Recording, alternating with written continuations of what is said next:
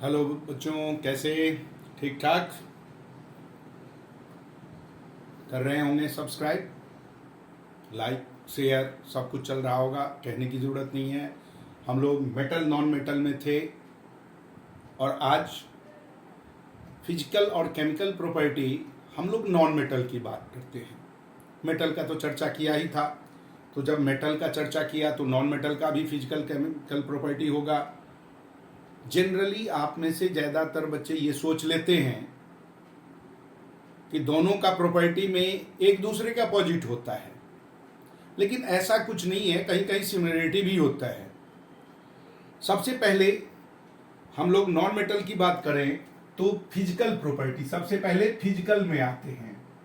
Physical में non metal जो है ना, वो हम उसके ऊपर कंप्रेस करें, दबाव बनाएं तो वो टूट जाता, उसको कहते हैं ब्रेटाइल। नॉन मेटल इज बर्टाइल, यानी नॉन मेटल को हम जब उसके ऊपर प्रेशर लगाएंगे तो वो टूट जाएगा। It is brittle. ठीक है। अब नॉन मेटल जनरली हमें तीनों फॉर्म में मिलता है।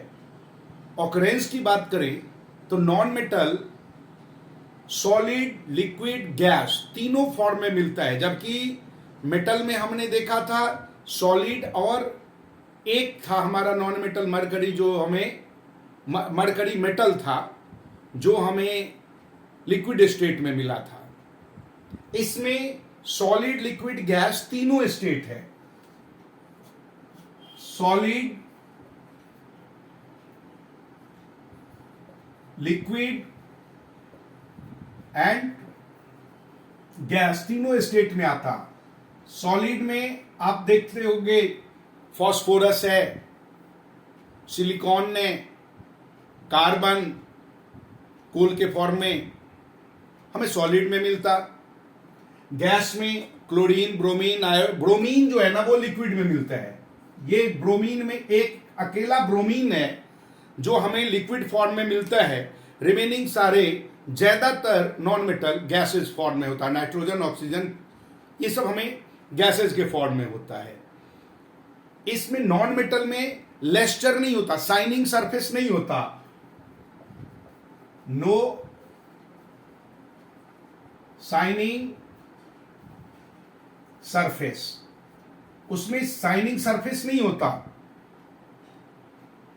अब नॉन मेटल में शाइनिंग सरफेस नहीं है, यानी कि नॉन लेस्टर है। आप कहोगे कि हम पेंट कर देते हैं, चमक आ जाता। बेटा मेटेलिक पेंट होता है, चमक आता है। लेकिन मेन जो हमने बात किया था कि लेस्टर का मतलब जब हम उसको तोड़े तो अंदर से चमक आती है। आपने किसी जंग लगा हुआ आयरन का रॉड ले लो, उसको बार बार ऊपर नीचे करके तोड़ देते हो, टूटने के बाद जिसमें जंग नहीं लगा हुआ था, those which are not rusted, they have surface shining, their surface are shining. पता चल जाता है अभी का टूटा है, बाद में टूटा है। ये मेटल का गुण है। नॉन मेटल में ऐसा नहीं होता। लकड़ी का डंडा लिया, तोड़ लिया, कट। इसमें नॉन मेटल मेलिएबल भी नहीं होता, और न ही नॉन मेटल ना तो मेलिएबल होता और न ही क्या होता, स्नोरस। आवाज तो उससे भी आता है, लेकिन आवाज जो होगा ना वो रिंगिंग साउंड नहीं होता।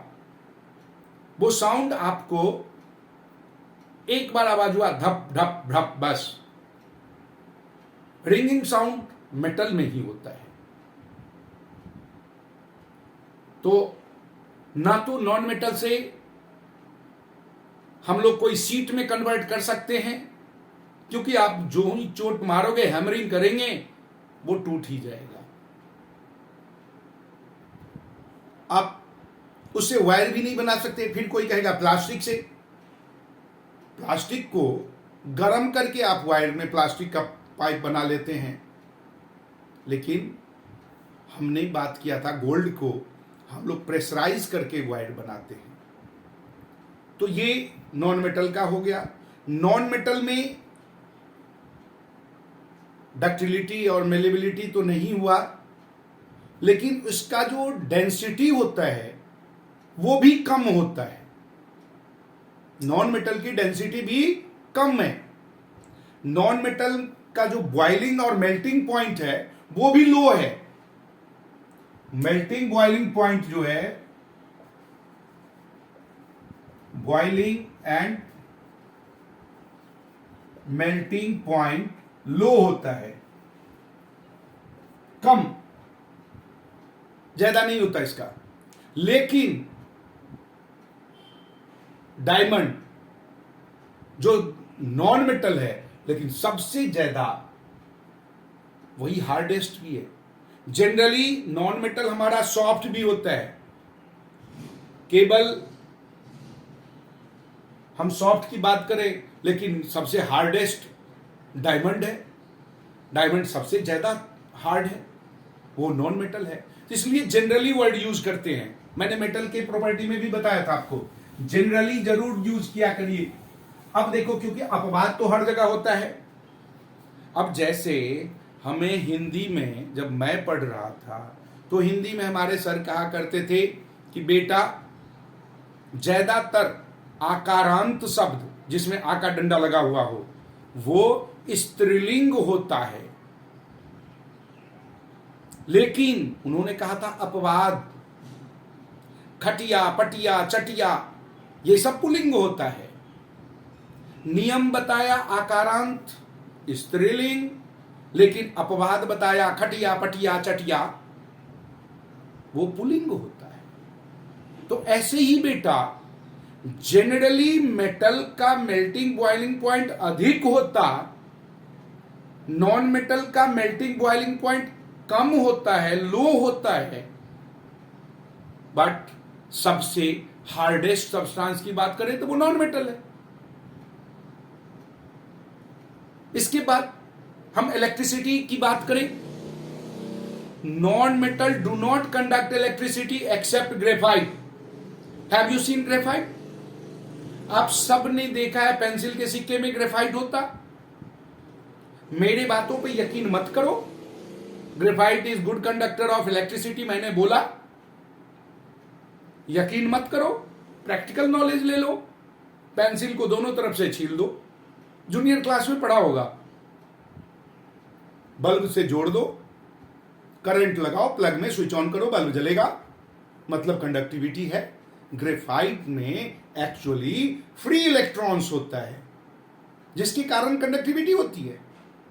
तो ये कुछ फिजिकल प्रॉपर्टीज हमने बात किया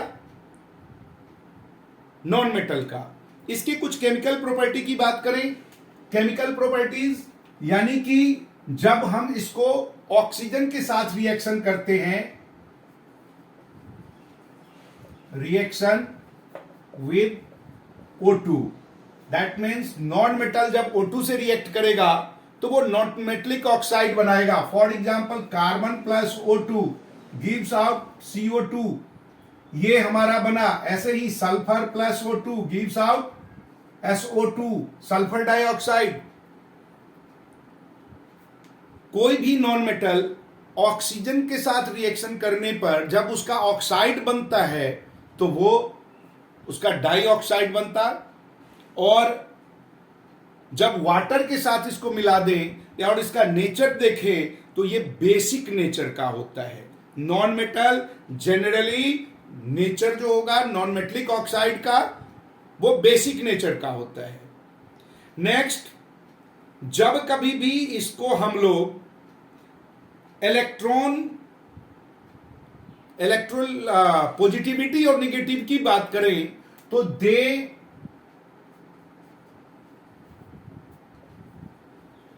have ability to gain electron. Electrons को वो गेन करने की उसकी एबिलिटी है, यानी इलेक्ट्रोनिगेटिविटी इसमें होती है। क्योंकि इसके आउटर मोस्ट ऑर्बिट में जनरली जितने भी गैसेज हैं, हाइड्रोजन बाबा को छोड़ दीजिए, सबके आउटर मोस्ट में कितने इलेक्ट्रॉन्स हैं मालूम? इधर 4, जो कार्बन सिलिकॉन इसका है, और मोर, इधर 4 और मोर. If element have 4, then they are not electronegative and positive. वो they are the neutral. वो ना तो किसी से लेना ना किसी को देना कार्बन में. But if it have more than 4, then they are electronegativity, because they want to gain the electron. Those which gain electron have negative charge. तो इलेक्ट्रॉन में ये निगेटिविटी होगा. It is good oxidising agent. All non metal are good oxidising agent. ये बहुत अच्छा oxidising agent का काम करता है. जब बेटा वाटर के साथ मिलाया तो बताया मैंने आपको कि बेसिक नेचर होगा.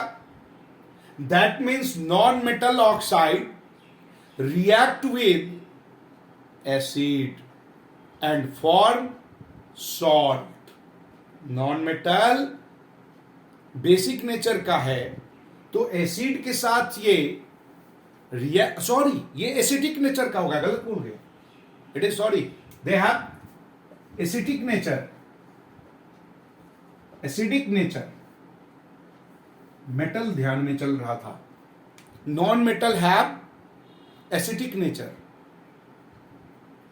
नॉन मेटल में जब कभी भी उसका ऑक्साइड बनेगा और वाटर के साथ हम मिलाएंगे नॉन मेटल ऑक्साइड को, जैसे हमारे पास SO2 है और H2O के साथ रिएक्शन करेगा, जो कि सल्फर डाइऑक्साइड बहुत सारा होता हमारे यहाँ, मतलब एटमॉस्फेयर में, तो ये बनता है H2SO3,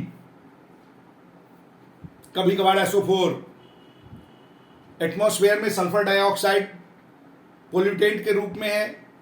रेन वाटर का कारण यही बनता.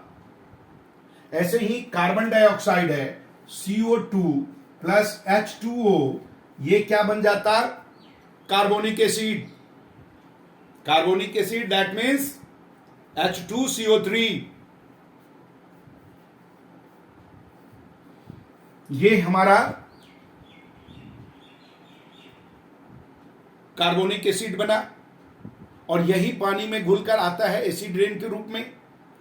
तो इसलिए नॉन मेटल का oxide always make acidic nature when react और डिसोसिएटेड इन वाटर. वाटर के साथ मिलाने के बाद ये एसिडिक नेचर का होता है. हाइड्रोजन और क्लोरीन मिलकर एसिड ही तो है, स्ट्रॉन्ग एसिड. तो ये कुछ इसके केमिकल प्रॉपर्टीज हैं. ये केमिकल प्रॉपर्टीज और फिजिकल प्रॉपर्टीज, यही दोनों प्रॉपर्टी है जिसके बिहाफ पर हम लोग एसिड को अलग, बेस को अलग करते हैं. जो एसिडिक नेचर बेसिक नेचर का शो किया, मेटल अलग नॉन मेटल अलग, ये प्रॉपर्टीज के बेस पे ही होता. मैंने इससे पहले वाले वीडियो में आप लोगों को बताया था कि क्लासिफाई जो करेंगे हम, किसको मेटल किसको नॉन मेटल कहेंगे, उसके लिए तो हमारा कोई कैरेक्टर होना चाहिए, और यही कैरेक्टर है फिजिकल और केमिकल. दोनों के प्रॉपर्टीज में डिफरेंशिएट करेंगे और हमें पता होना चाहिए इसका केमिकल प्रॉपर्टी ऐसा होता है, इसका केमिकल प्रॉपर्टी ऐसा होता है, इसलिए ये मेटल ये नॉन मेटल. बेटा तुम में डेंसिटी कम है, तू नॉन मेटल के कैटेगरी में आ. तुम मेलिएबल हो, तुम मेटल में चले जाओ। तुम नॉन मेलिएबल हो, बर्टाइल हो, नॉन मेटल में जाओ। क्लियर है? Sonorous metal, non sonorous non metal. तो इस तरीके से हम प्रॉपर्टीज को डिफरेंशिएट करेंगे और मेटल नॉन मेटल में इसको क्लासिफाई करेंगे। ठीक है? अगले एपिसोड में हम लोग अगले जो वीडियो बनाते हैं इसी चैप्टर का, फिर आगे बढ़ते हैं और करते हैं। तब तक इसको रिवाइज कीजिए, सब्सक्राइब करेंगे, नोटिफिकेशन मिलेगा हर वीडियो का, मैं आपको देता रहूं। आपको इसलिए सब्सक्राइब जरूरी है। और सबसे जरूरी बात, अच्छा लगा, बुरा लगा, कैसा लगा, जैसा लगा वैसा लगा, जो भी लगा आप कमेंट बॉक्स में बताएं।